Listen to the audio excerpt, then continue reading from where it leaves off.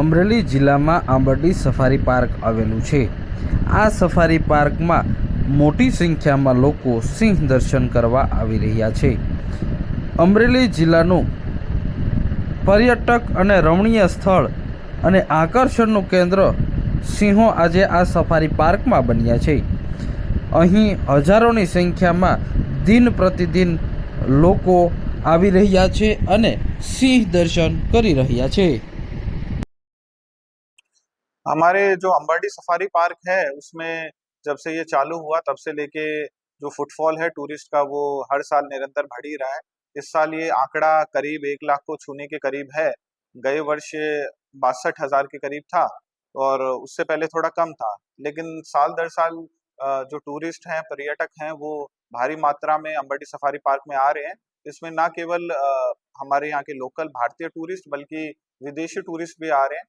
तो क्योंकि हमारा अट्रैक्शन पार्क का थोड़ा बढ़ा है, फैसिलिटीज थोड़ी इंक्रीज हुई है, ऑनलाइन बुकिंग की फैसिलिटीज है, हमारे पास एसी और नॉन एसी ऐसी बसेस की भी सुविधा है, तो पर्यटकों के लिए एक बहुत ज्यादा मुख्य आकर्षण का केंद्र बन चुका है आंबाडी सफारी पार्क।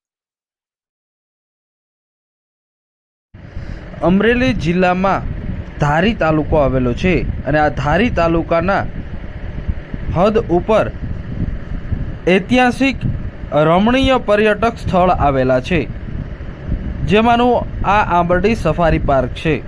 આ આંબરડી સફારી પાર્ક ધારીથી 10 થી 11 કિલોમીટરના અંતરે આવેલું છે।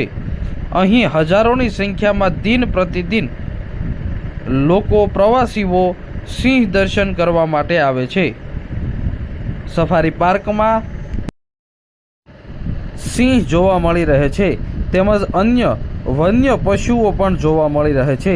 તો સાથે જ અહીં પતંગિયા પાર્ક પણ તૈયાર કરવામાં આવ્યું છે અને અહીં મોટી સંખ્યામાં લોકો સિંહ દર્શન કરવા માટે આવે છે। સમગ્ર ગુજરાત તેમજ અન્ય રાજ્ય અને વિદેશથી પર્યટકો સિંહ દર્શન કરવા માટે આવે છે।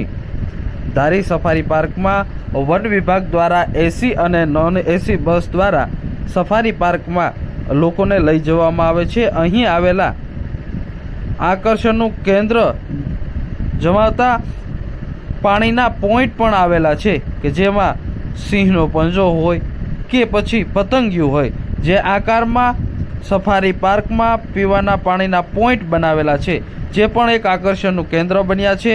તો અહીં મોટી સંખ્યામાં સહેલાણીઓ સિંહ દર્શન કરવા માટે આવે છે। દર વર્ષે દિન પ્રતિદિન પર્યટકોની સંખ્યામાં વધારો થયો છે અને છેલ્લા વર્ષમાં 1 લાખથી વધુ પ્રવાસીઓએ મુલાકાત લીધી છે।